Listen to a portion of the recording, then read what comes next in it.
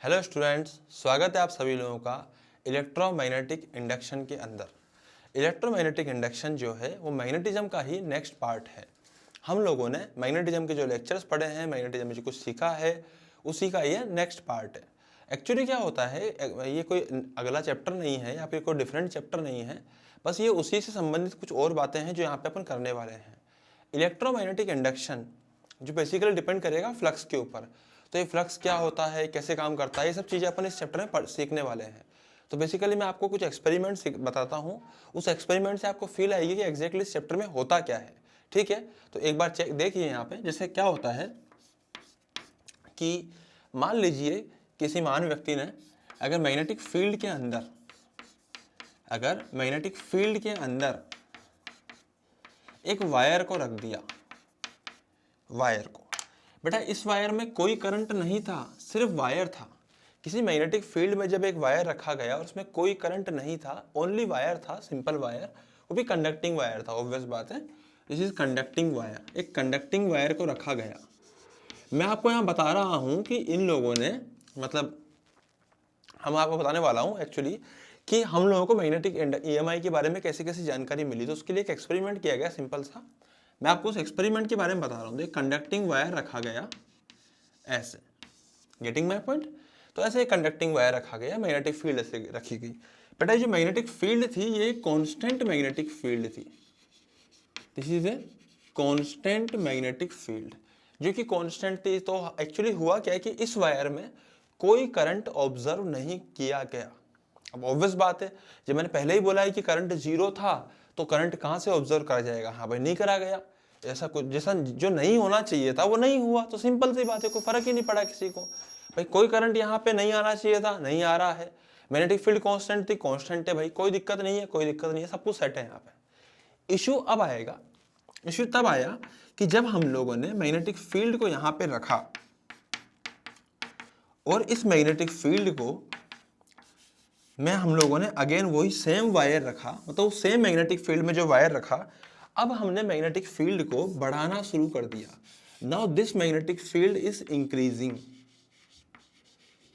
Increasing हम लोगों ने मैग्नेटिक फील्ड को किया, या बोले तो हम लोगों ने इसको डिक्रीज कर दिया। मैग्नेटिक फील्ड इज इंक्रीजिंग और डिक्रीजिंग।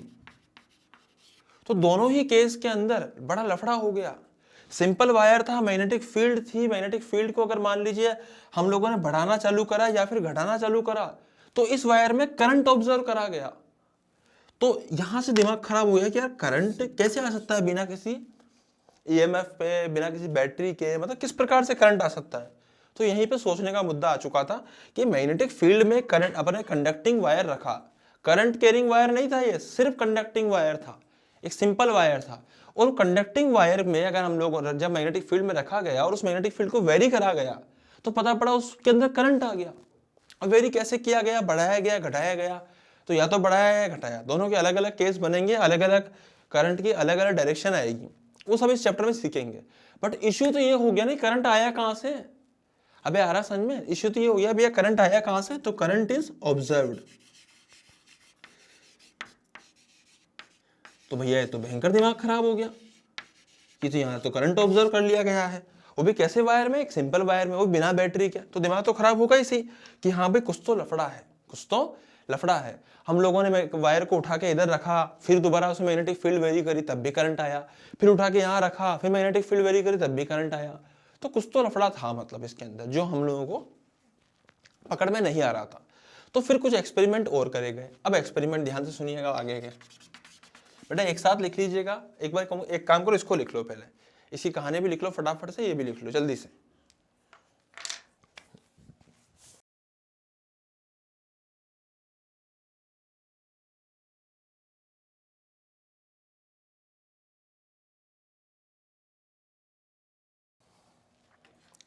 हाँ जी, तो और अब हम लोगों ने ऑब्जर्व करना शुरू करा। अब ऑब्जर्व कैसे करेंगे, जैसे मान लीजिए एक दो एक्सपेरिमेंट जब और किए गए कुछ इस प्रकार से,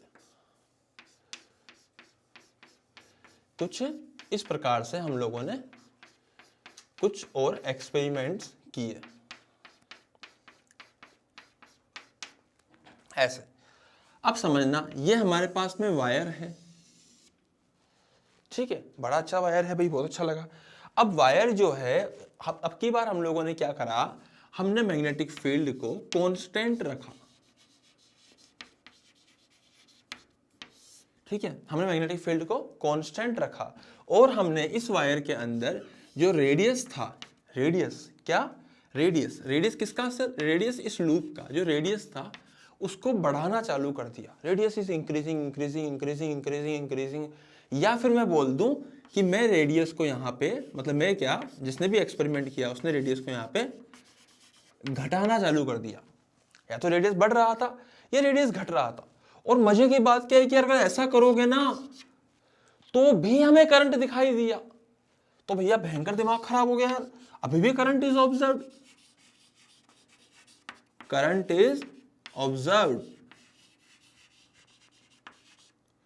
तो भी हमें करंट यहां पे दिखाई दिया।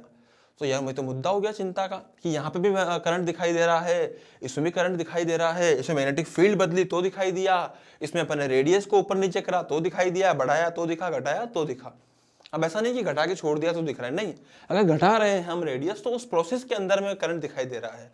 यहाँ पर भी ऐसा नहीं कि मैग्नेटिक फील्ड डबल करके छोड़ दी तो करंट दिखाएगा ना भैया, जब वो डबल हो रही थी, मेरी बात समझ रहे, जब वो प्रोसेस हो रहा था तो ही उसमें करंट दिखाई दे रहा था। यहाँ पे भी सेम चीज है, जब उसका रेडियस बढ़ रहा था, ऐसा नहीं कि बढ़ा दिया छोड़ दिया, बढ़ रहा था, आई मेरी बात में, मतलब वो कंटिन्यूस प्रोसेस है, उस दौरान ही करंट उसमें ऑब्जर्व हो रहा है। अबे आया ना, पक्का ना। तो भैया ये दो केस के अंदर हमें करंट दिखाई दिया और हमारे लिए सोचना बड़ा चिंता का विषय हो गया कि भैया ऐसा क्या हो रहा है कि इसमें करंट दिख रहा है।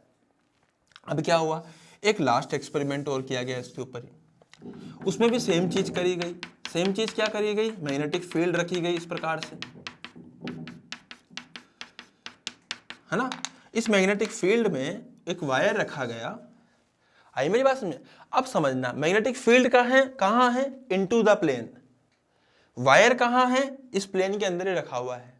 तो भैया हुआ क्या कि हम लोगों ने, जैसे मान लीजिए कि ये लाइन जो है, ये वायर ऐसे है, मैग्नेटिक फील्ड अंदर की तरफ है, आई मेरी बात समझे। तो वायर उसमें घूम रहा है ऐसे, समझ रहे हो ना मेरी बात की, मतलब अगर वायर ऐसे है तो उसका एंगल सीधा आएगा, आई मेरी बात समझ में, और मैग्नेटिक फील्ड भी अंदर ही आएगी। अबे आ रहा है ना, अब वायर भी अंदर आ रहा है और मैग्नेटिक फील्ड भी अंदर आ रही है, गेटिंग माय पॉइंट। वायर भी, मतलब वायर का एरिया अंदर आ रहा है, वायर ऐसे अंदर नहीं आएगा पर वायर का एरिया अंदर आएगा। अब वायर अगर ऐसा है, मतलब वायर मतलब लूप, यहाँ पे करंट कैरिंग लूप वायर है ना, उसका एरिया अगर ऐसा है, ऐसा, तो बेटा एरिया वेक्टर की डायरेक्शन अंदर आएगी और मैग्नेटिक फील्ड भी अंदर है, तो दोनों के बीच का जो यहाँ पे एंगल है वो जीरो आ रहा है। अगर मैं ऐसे देखूं तो बेसिकली क्या कर रहे हैं, इस लूप को ये पकड़े घुमा रहे हैं इस लाइन के अक्रॉस, ऐसे घूम रहा है, टट टट टट टट टट टट टट। आई मेरी बात समझ में, जब ऐसे घूम रहा है ना तो वो एंगल वेरी कर रहा है, और जब मैं एंगल को चेंज करूंगा, if theta is changing either in anti clockwise और क्लॉकवाइज, जैसे भी चेंज हो रहा है, बट थीटा अगर चेंज हो रहा है तो भी हमें करंट दिखाई दिया, तो भी लिख दूंगा मैं यहां पे, थीटा बदलने पर भी करंट हमें यहां पर ऑब्जर्व हमने किया है। आई मेरी बात समझ में। तो बेटा चार चीजें हो गई यहाँ पे, क्या क्या, एक तो हमने सिंपल वायर रखा तो कोई करंट नहीं दिखाई दिया, एक हम लोगों ने क्या करा कि हम लोगों ने यहाँ पे इसका मैग्नेटिक फील्ड को इंक्रीज किया तो हमें करंट दिखाई दिया, एक हमने क्या करा, एरिया इंक्रीज करा, रेडियस इंक्रीज करा, रेडियस बड़ा मतलब एरिया बढ़ा, अगर एरिया बढ़ा या घटा, ये रेडियस बढ़ा या घटा तो उस केस में भी हमें करंट यहाँ पे ऑब्जर्व हुआ। अगर हमने एंगल चेंज कर दिया, ओरिएंटेशन चेंज करके, तो भी हमें एंगल यहाँ पे करंट ऑब्जर्व हुआ। तो ये बड़ा अजीब सा मुद्दा था जो यहाँ पे उलझ चुका था, लेकिन ये चार एक्सपेरिमेंट्स किए अपन लोगों ने किए हैं, तो पहले आप इसको नोट डाउन कर लीजिए, उसके बाद अपन यहाँ पे आगे कंक्लूड करते हैं कि आखिर इसमें ऐसा क्या हो रहा था। तो फटाफट से नोट डाउन कीजिए, फिर आगे देखते हैं।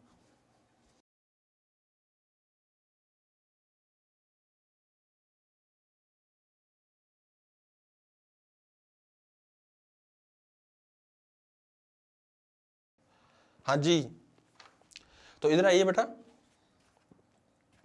हाँ जी, यहाँ पे देखिए, जैसे मान लीजिए कि अब ये जो चीजें हो रही थी, इसको पूरा ढंग से ऑब्जर्व करने के बाद और समझने के बाद हमने सोचा यार यहाँ पे मैग्नेटिक फील्ड बदलने से नहीं हो रहा, यहाँ पे एरिया बदलने से नहीं हो रहा, या एंगल बदलने से नहीं हो रहा, यहाँ पे कुछ और है।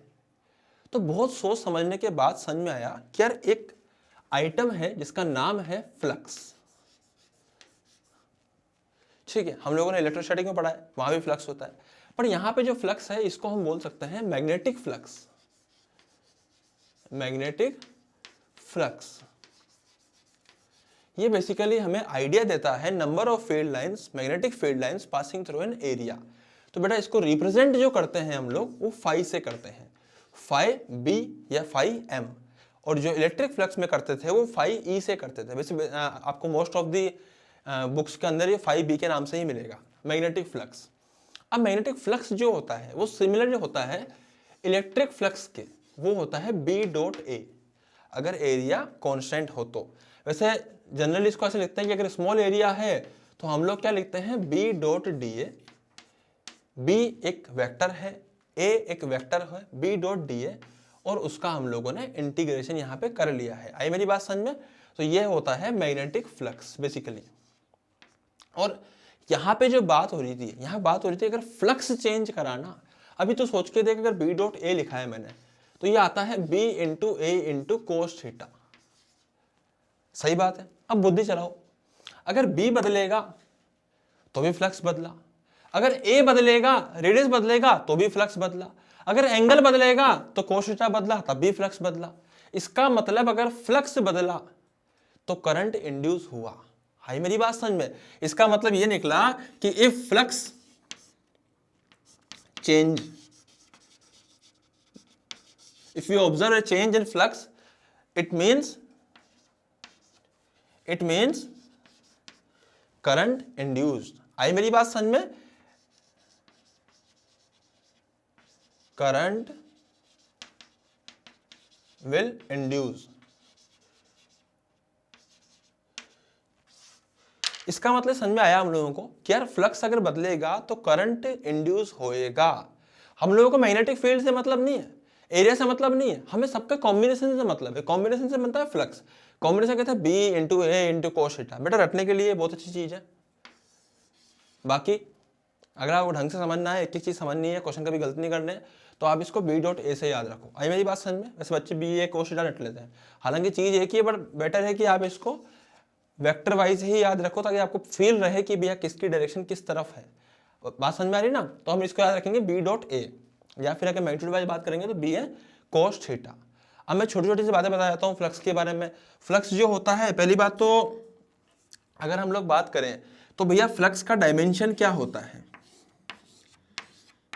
Dimension of flux, dimension of flux. तो बेटा उसके लिए हम लोग क्या करते हैं, फोर्स बराबर ILB होता है। ये हमने लास्ट चैप्टर में पढ़ा है ना, फोर्स बराबर ILB। F का डायमेंशन होता है M into L into T minus 2। अब ऐसा ही है, I का डायमेंशन होता है कैपिटल A, L का होता है L, B का डायमेंशन हमें पता नहीं है, तो हम यहाँ से B का डायमेंशन निकाल सकते हैं। तो B is the magnetic field. तो बेटा इसका डायमेंशन जो आता है, जैसे L से L उड़ा दीजिए, तो जो बचेगा वो आएगा M1 A minus 1 T minus 2। This is dimension of B। अरे आ रही बात समझ में? This is dimension of B। B is the magnetic field. Similarly जो फ्लक्स हो जाएगा उसका डायमेंशन हो जाएगा वो B इंटू एरिया है। तो एरिया का डायमेंशन क्या होता है? L का स्क्वायर। तो बेसिकली अब A मत कर देना एरिया का, वो करंट का है भैया। हमें समझ में आ रहा है ना? वो करंट का है, उसको A से रिप्रेजेंट करते हैं, कुछ किताबों में कैपिटल I से भी करते हैं, कुछ लोग A से भी करते हैं। तो वो करंट का है डायमेंशन। अगर मुझे एरिया का लिखना है तो M1 L square A minus 1 T minus 2। तो बेटा ये जो नया अपन लोगों ने आइटम निकाला है मैग्नेटिक फ्लक्स, इसका डायमेंशन आता है ये। इसकी डायमेंशन का हम लोगों ने बात कर ली है। इसका हम लोगों ने यहाँ से पहले डायमेंशन निकालने के लिए B का डायमेंशन निकाला, उसकी हमने बात कर ली है। SI यूनिट जो होती है इसकी, वो होती है वेबर। अबे आ रही है बात समझ में? SI यूनिट क्या होती है? वेबर होती है इसकी, कोई दिक्कत नहीं है भैया, SI यूनिट वेबर होती है। या फिर मैं ऐसे भी कह सकता हूँ कि भैया मैग्नेटिक फील्ड जो फील्ड है उसकी यूनिट होती है टेस्ला, और एरिया की मीटर स्क्वायर। तो वेबर को लोग बाग टेस्ला इंटू मीटर स्क्वायर भी बोलते हैं, या अपन ऐसा ही बोल सकते हैं कि टेस्ला बराबर वेबर पर मीटर स्क्वायर, जो मैंने पहले भी बात करी थी आप लोगों के सामने। तो ये SI यूनिट हो जाएगी किसकी? SI यूनिट किसकी हो जाएगी? ऊपर वाली अपने फ्लक्स की। कौन सा फ्लक्स है? मैग्नेटिक फ्लक्स है। हमें समझ में आ रहा है ना? तो बेटा ये 4-5 बातें हम लोगों ने करी है। ये पूरा का पूरा जो चैप्टर है ये इस मैग्नेटिक फ्लक्स के ही आसपास घूम रहा होगा। तो इस चैप्टर के अंदर हम लोगों के पास 3 एस्पेक्ट है। सबसे पहले तो हम लोगों को समझ में आया कि एक्चुअली अगर हम किसी भी करंट कैरिंग किसी भी सिंपल वायर को, कंडक्टिंग वायर को किसी मैग्नेटिक फील्ड में रखते हैं, या फिर ऐसा कह दो कि हम किसी सिंपल वायर लूप वायर मतलब लूप से अगर कोई फ्लक्स को चेंज करते हैं, मतलब चेंजिंग फ्लक्स अगर उसमें से पास करता है तो एक्चुअली होता है मतलब चेंजिंग मैग्नेटिक फील्ड उसमें से पास करती है तो फ्लक्स उसमें चेंज हो जाएगा। और अगर फ्लक्स चेंज हो रहा है उसमें करंट इंड्यूस होता है, और जो करंट इंड्यूस हुआ उसको निकालना ही हमारा इस चैप्टर का काम है। तो बेसिकली हम लोगों के लिए सबसे पहले यहाँ पे 3 एस्पेक्ट है। करंट निकालने के लिए और कैसे निकल रहा है उसके लिए फ्लक्स पता होना चाहिए। सबसे पहले हम लोग सीखेंगे फ्लक्स निकालना मैग्नेटिक फील्ड के अंदर, मतलब मैग्नेटिक फील्ड का। उसके बाद हम सीखेंगे उस फ्लक्स के चेंज होने के कारण किस डायरेक्शन में करंट आ रहा है। भाई करंट डायरेक्शन के साथ आएगा, करंट की डायरेक्शन निकालना हम सीखेंगे, वो अपन लेंस लॉ से सीखेंगे। तीसरा एस्पेक्ट जो है इस चैप्टर का वो है हमारे पास में कि हम लोगों को करंट का मैग्नीट्यूड भी निकालना है, वो हम फैराडेज लॉ से सीखेंगे। उसके बाद फिर इस चैप्टर में आने वाले उसमें डिटेल चीज़ें आएंगी, क्योंकि एक बार अगर करंट आ गया तो फिर ईएमएफ भी अपन लोग पहचान सकते हैं, और ईएमएफ अगर आ गया तो पूरा का पूरा वो एक नया चैप्टर बन सकता है। तो बेसिकली हमारे पास यहाँ 3 एस्पेक्ट है। सबसे पहले फ्लक्स सीखना, उसके बाद डायरेक्शन सीखना, उसके बाद करंट का मैग्नीट्यूड निकालना सीखना। Getting my point? तो बेटा आप इसको पूरे को नोट डाउन कर लीजिए, देन आप लोग आगे बढ़ेंगे। फटाफट से नोट डाउन कर लीजिए इसको पूरे को।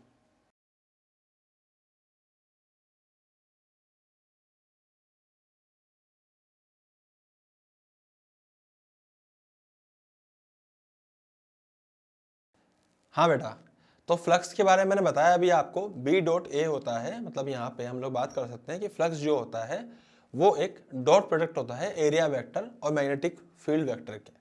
अब इसके ऊपर कुछ क्वेश्चन सीखते हैं। सबसे पहले हम लोग सीखेंगे हाउ टू कैलकुलेट फ्लक्स, है ना। तो फ्लक्स निकालना हम लोग सीखेंगे यहाँ पे। जैसे मान लीजिए कि हमारे पास में यहाँ पे एक रिंग है, कोई भी कोइल है इस तरह से, उसका जो रेडियस है वो दे रखा है हम लोगों को आर। बेटा यहाँ पर जो मैग्नेटिक फील्ड लाइन्स है वो इस प्रकार से निकल रही हैं। अरे आ रही है बात समझ में? पक्का ना? तो भैया यहाँ पे अगर हम लोग जैसे हैं, यहाँ पे जैसे ये एंगल है, इस एंगल को अगर हम लोग ले लेते हैं 60 डिग्री, 60 नहीं 30 डिग्री, तो पूछा गया है कि इस केस के अंदर जैसे मान लीजिए कि इसका जो एरिया वेक्टर रेडियस हो जाएगा वो हो जाएगा आर, मैग्नेटिक फील्ड जो थी वो हो जाएगी बी नोट। तो बेटा यहाँ पे मैं 4 ऑप्शन दे रहा हूँ, आप लोग डायग्राम बना के 4 ऑप्शन देखिए और try to solve this.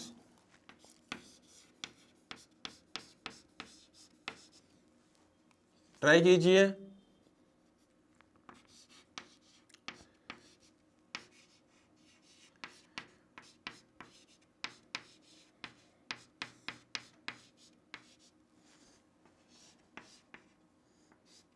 Try कीजिए।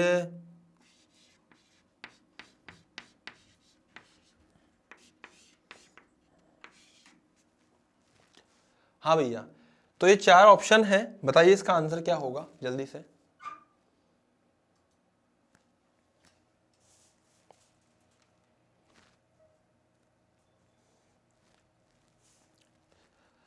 हाँ जी बेटा, तो आप लोगों ने ट्राई किया होगा इसको, मैं बता देता हूँ आपको। देखो सुनो, पहली बात जब आपने इसको ट्राई किया होगा तो आपने फ्लक्स लिखा है इसका, है ना। इसका फ्लक्स कितना हो जाएगा sir? B into area into cos theta. तो बच्चे जल्दबाजी में फटाफट से बी को बी लिख देते हैं, एरिया को लिख देंगे पाई आर स्क्वायर। अब सही है ना। और कॉस में जो थीटा की वैल्यू है वो फटाफट से लिख देते हैं 30 डिग्री। तो इससे बहुत ही शानदार सा आंसर आता है, और उसकी वैल्यू जो आती है वो आती है √3/2 B naught pi r square. सही बात है, यही आंसर आया होगा आप लोगों का भी। अबे सही है ना? पक्का ना? ये आंसर आया होगा ना? गलत है भैया? अबे सोच के देखो सर, ऐसे कैसे गलत हो सकता है? cos 30 तो पक्का √3/2 होता है। बेटा यहाँ पे बात cos 30 की नहीं है, बात है कि एरिया वेक्टर जो होगा वो ऊपर की तरफ होता है। एरिया इस सरफेस के परपेंडिकुलर डायरेक्शन में, पता है ना। तो भैया ये एरिया वेक्टर है, ए और बी नोट के बीच का एंगल तो 90 - 30 है, विच इज 60 डिग्री। इस बात का बहुत ध्यान रखना है आप लोगों को। तो बेटा जो फ्लक्स हो जाएगा ना वो हो जाएगा b इंटू ए इंटू कोस 60। भाई साहब कोस 60 हो जाएगा 1/2, तो हो जाएगा 1/2 b into pi r square. This is what, this is flux. ये होगा भैया फ्लक्स। आई मेरी बात समझ में? 1/2 b into pi r square, ये फ्लक्स हो जाएगा। तो ये आंसर है। फर्स्ट आंसर गलत है। अगर तुम फर्स्ट लगा दिए थे तो काट के वापस गलत कर दो उसको। समझ में आ गई ना बात क्या है भैया? एरिया वेक्टर ऊपर की तरफ होता है, मैग्नेटिक फील्ड इधर थी, 60 डिग्री है दोनों के बीच का एंगल। हमें आ रहा है समझ में? तो फटाफट से लिख लीजिए और कारण भी लिख लीजिए कि हमने ये गलती क्यों करी। फटाफट से, जल्दी से।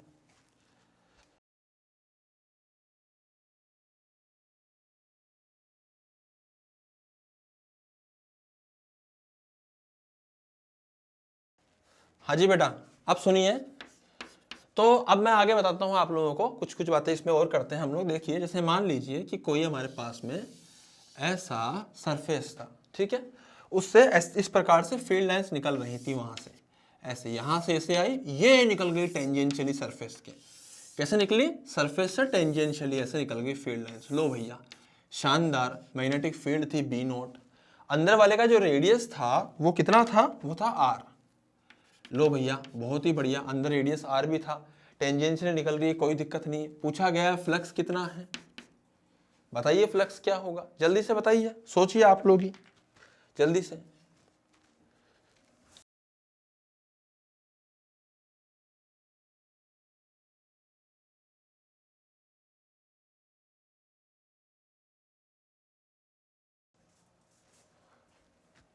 कितना आएगा फ्लक्स? 0। अबे आ रही है बात समझ में? अबे 0 आएगा भैया फ्लक्स इसका। सर 0 कैसे आ रहा है? अबे अंदर ही नहीं जा रहा, लाइन से अंदर जाएंगे तो फ्लक्स आएगा ना भैया, तो 0 आ रहा है यहाँ पे। और सुनो, कुछ एग्जाम्पल और लेते हैं हम लोग फ्लक्स के। जैसे मान लीजिए कि एक सिंपल सा एग्जाम्पल लेते हैं हम लोग कि साहब B दे रखा है हम लोगों को 2i कैप 3j कैप। हारिए मेरी बात समझ में? और हम लोगों को जो एरिया वेक्टर दे रखा है वो दे रखा है 3i cap minus 4j cap. Getting my point? तो बेटा यहां पर हम लोग क्या कर सकते हैं, हमसे पूछा गया है फ्लक्स क्या होगा। जब भी ऐसी कोई बात करे तो हमेशा ध्यान रखना फ्लक्स होता है B डॉट ए। हमें समझ में आ रहा है ना? तो भैया B कितना है? B है sir 2i cap plus 3j cap. बहुत शानदार, डॉट लगा दो यहाँ पे। उसके बाद बात करेंगे एरिया वेक्टर की। एरिया है sir 3i cap minus 4j cap. बहुत ही बढ़िया सर, शानदार। दोनों का डॉट प्रोडक्ट कर दो, कोई दिक्कत नहीं है।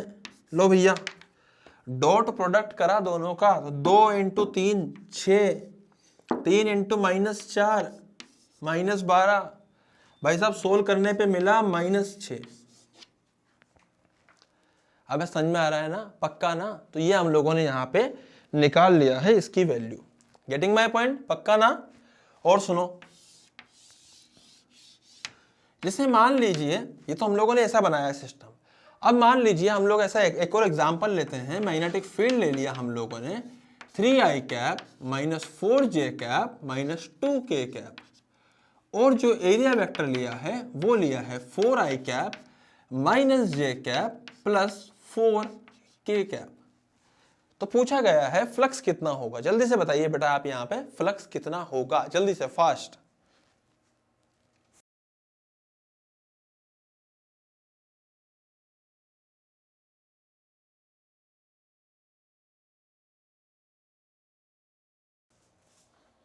हाँ जी, तो यहाँ पे जो फ्लक्स हो जाएगा ना, वो हो जाएगा, दोनों का डॉट करना हमें पड़ेगा, B dot A.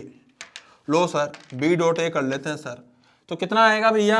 3i cap minus 4j cap minus 2k cap dot, उसके बाद 4i cap minus j cap plus 4k cap.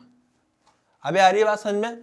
3i cap minus 4j cap minus 2k cap dot 4i cap minus j cap plus 4k cap. तो भैया इसको हम लोगों ने ऐसे करा है तो यहाँ पे कितना आया है, आई को आई से मल्टीप्लाई कर दीजिए, आ जाएगा 12। अब 3 इंटू 4 12 तो होता है, 3 इंटू 4 -4 इंटू -1 +4 भैया, -2 इंटू +4 हो जाएगा -8। शानदार। तो कितना हो जाएगा ये, 12 और 4 16, 16 में से 8 गए तो बचेगा 8। तो ये हो जाएगा फ्लक्स 8 वेबर। वो टेस्ला में, वो एरिया में है, तो टेस्ला मीटर स्क्वायर या वेबर आप लिख सकते हो। टेस्ला मीटर स्क्वायर में यहाँ पे कर देता हूँ, या फिर इसको मैं वेबर लिख सकता हूँ अगर ये हमें टेस्ला में गिवन है और अगर ये हमें मीटर स्क्वायर में गिवन है। Getting my point. तो बेटा हम लोग यहाँ पे इस प्रकार से इसको लिख सकते हैं। आप इसको फटाफट से नोट डाउन कर लीजिए, उसके बाद फिर हम लोग आगे बढ़ते हैं और भी फ्लक्स के अलग अलग सवाल करेंगे। जल्दी से नोट डाउन कीजिए, अगला सवाल मैं आप ही को दूंगा, जल्दी से नोट डाउन कीजिए।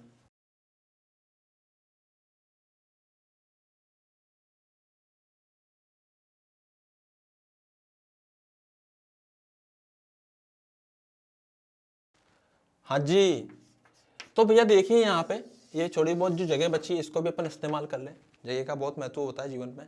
हाँ, तो भैया यहाँ पे क्या हो रहा है, मैग्नेटिक फील्ड जो है इस बार मैं आपको सवाल देने वाला हूँ, आप ही को सोल्व करना है। तो बेटा ये हो जाएगा 2√3 i cap minus √3 j cap.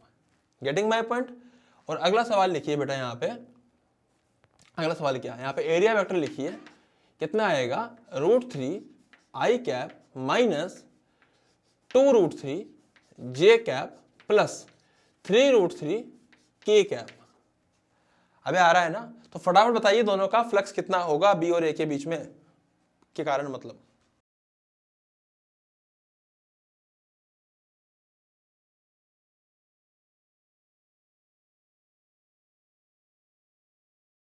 हाँ जी। तो भैया लल्लू सवाल था, कुछ भी टफ नहीं था इसके अंदर, ध्यान समझिए, बहुत ही लल्लू सवाल sir. 2√3 i cap minus √3 j cap dot, आगे डॉट कर देते हैं, बहुत बढ़िया, √3 i cap minus 2√3 j cap plus 3√3 k cap. अबे आ रहा है ना, पक्का ना।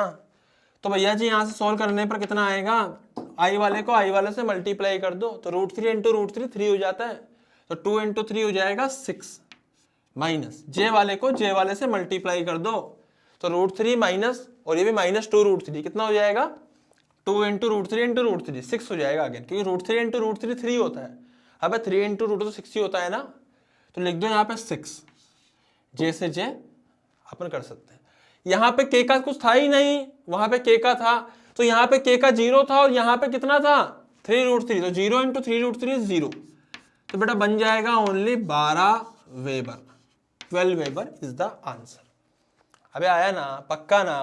तो बेटा ये है लल्लू सवाल है, कुछ भी नहीं है, लेकिन भर भर के सवाल आते हैं, क्या करें अपन, करना पड़ता है, इसलिए हम लोग इसको बार बार कर रहे हैं। अगला सवाल देता हूं आपको एम्स का, पहले आप इसको नोट डाउन कर लीजिए, फिर आपको एक एम्स का बड़ा सवाल देता हूं फटाफट से।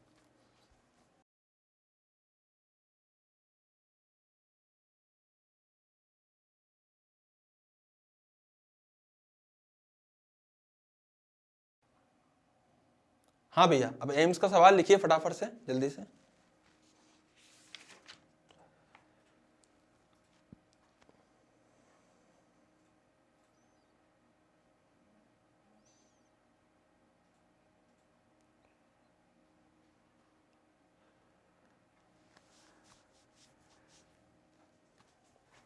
हाँ जी, तो बेटा सवाल ने क्या बोला हम लोगों को कि जो मैग्नेटिक फील्ड है,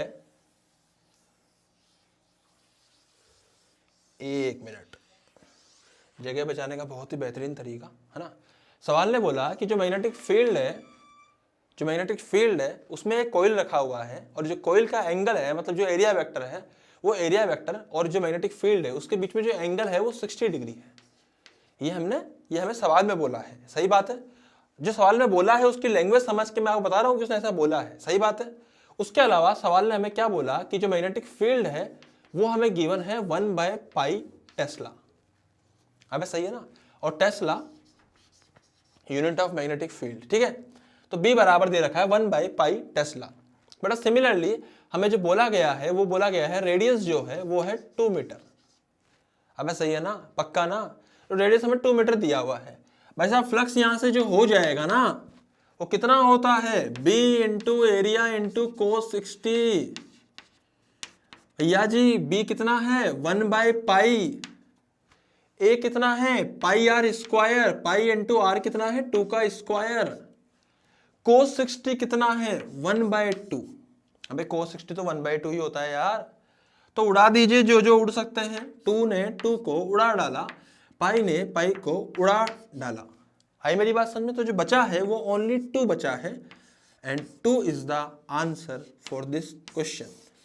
ये एम्स का सवाल था। अब आप देख लो कितना लल्लू सवाल था। इस सवाल में करने लायक कुछ भी नहीं था। सीधा वैल्यू पुट करनी है, आंसर निकालना है, नंबर लेने हैं, डॉक्टर बनना है।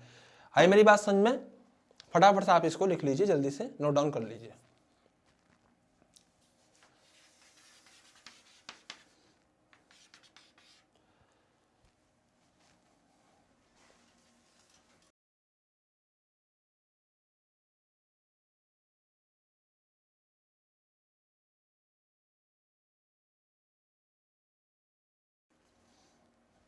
हाँ जी, तो बेटा इसी के अंदर हम लोग कुछ और सवाल देखते हैं, ये फ्लक्स के अंदर ही। तो फ्लक्स में हम लोगों ने थोड़ा और दिमाग लगाया। मैंने कहा भाई क्या कर सकते हैं, क्या कर सकते हैं, कुछ अच्छे अच्छे सवाल किस प्रकार से इसमें आ सकते हैं। तो कुछ और बढ़िया बढ़िया सवाल आए। तो सवाल देखिए आप लोग। जैसे एक सवाल दिया गया कि उसके अंदर बोला गया कि एक कॉइल है, ये मैग्नेटिक फील्ड है। बेटा सवाल समझना, डायग्राम में आपको सवाल समझ में आ जाएगा। मतलब सोल्यूशन की बात नहीं कर रहा हूँ मैं, सिर्फ क्वेश्चन की बात कर रहा हूँ। सोल्यूशन तो करना पड़ेगा।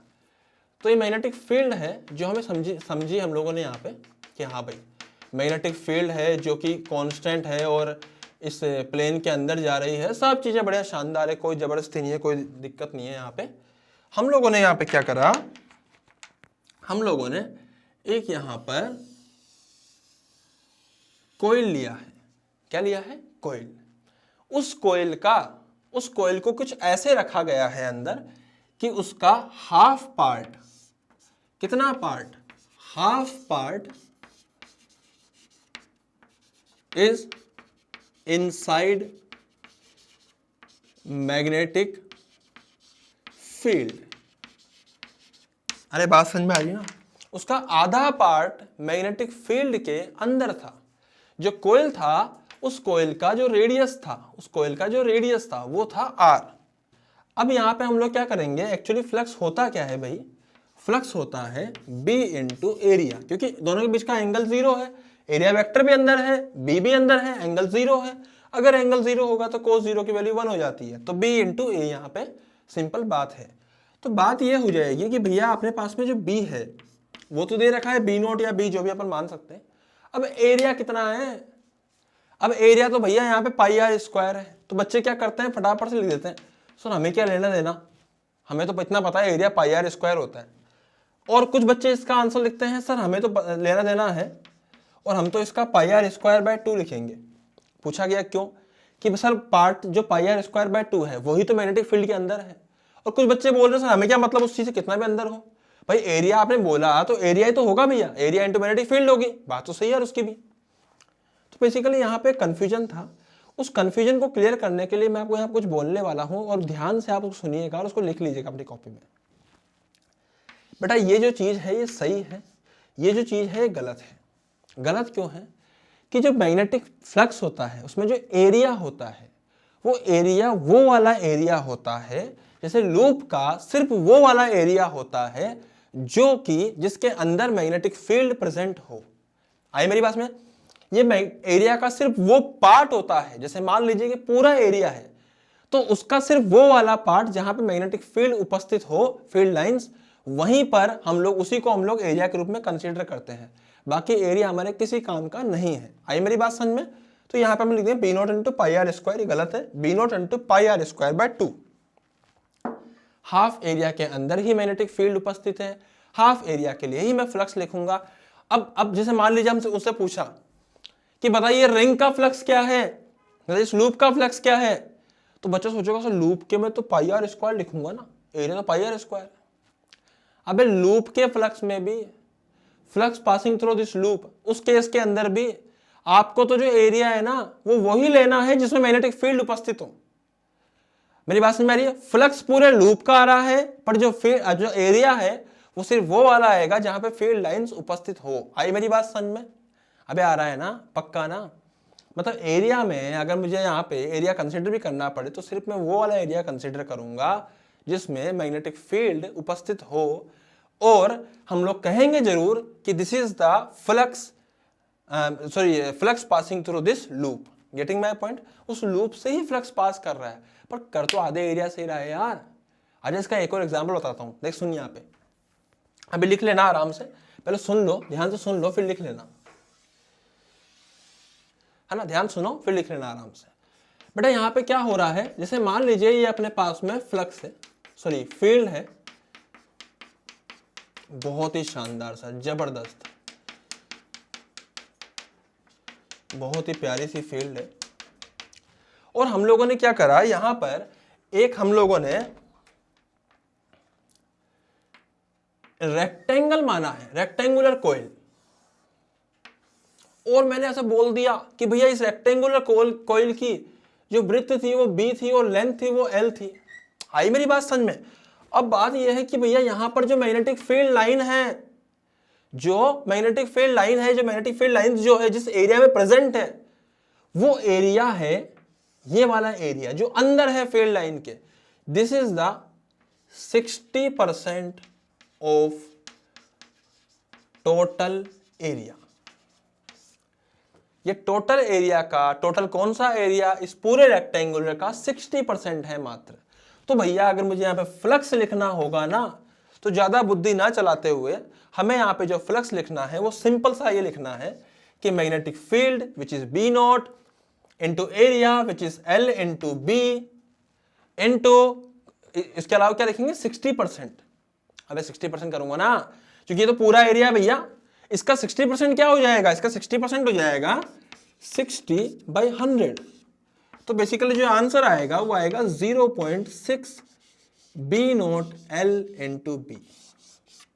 This is the flux through this rectangular coil if it is placed in a magnetic field like this. Getting my point?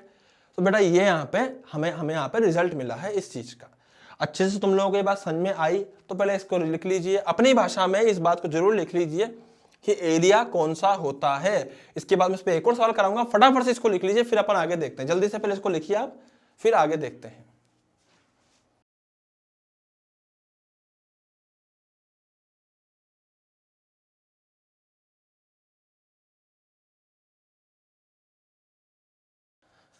हाँ जी बेटा, तो यहाँ पे हम लोग एक सवाल और लेते हैं। जैसे मान लीजिए, अब बड़ा ही यार इंटरेस्टिंग सा मामला होता जा रहा है। अब बोला गया कि भैया इसको बोलते हैं कॉइल नंबर 1, कॉइल नंबर 1 नाम है इसका। इसके अंदर जैसे मान लीजिए अलग अलग नाम होते हैं ना, तो इसका नाम कॉइल नंबर 1 है, इसका नाम है कॉइल नंबर 2। अब मजे की बात क्या है कि जो मैग्नेटिक फील्ड थी वो सिर्फ कॉइल नंबर 2 में प्रेजेंट थी ओनली, 1 में तो थी ही नहीं।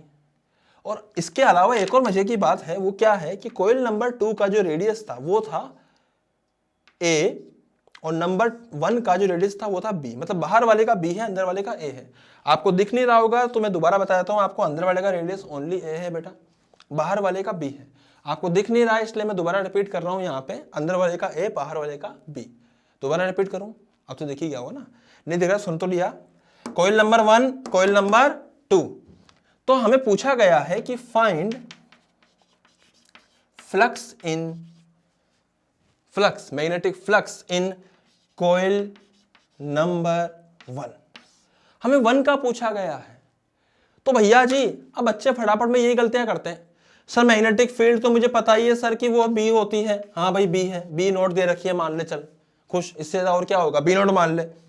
सर हमें पता है कि बाहर का जो एरिया है वो पाई बी स्क्वायर होता है। हाँ भाई, अब बच्चा पाई बी स्क्वायर लगा देगा तो फटाफट से यहाँ पाई बी स्क्वायर लगा देगा तो वही गलत हो जाएगा। अबे थ्योरी तो वही है, एरिया जो होगा वो एरिया होगा जहां पर मैग्नेटिक फील्ड उपस्थित है। इस वाले कॉइल नंबर 1 में जो मैग्नेटिक फील्ड उपस्थित है वो सिर्फ अंदर वाले कॉइल में है, और उसका जो एरिया है वो मात्र पाई ए स्क्वायर है। तो भाई साहब ये गलत हो जाएगा और जो फ्लक्स आएगा एक्चुअली वो आएगा B naught into pi a square. अबे आ रहा है समझ में, पक्का ना? तो भैया जी ये अपने पास में यहाँ पर इसका रिजल्ट हो गया, फटाफट से मतलब इसका आंसर हो गया, फटाफट इसको नोट डाउन करिए। जो भी आपको इसमें समझ में आ रहा है, जितना एरिया लिखना है उसको अपनी भाषा में, हिंदी अंग्रेजी जो भी आप लिखना चाहो जरूर लिख लीजिए उसको अपनी लैंग्वेज में, फटाफट से लिखिए फिर आगे बढ़ते हैं।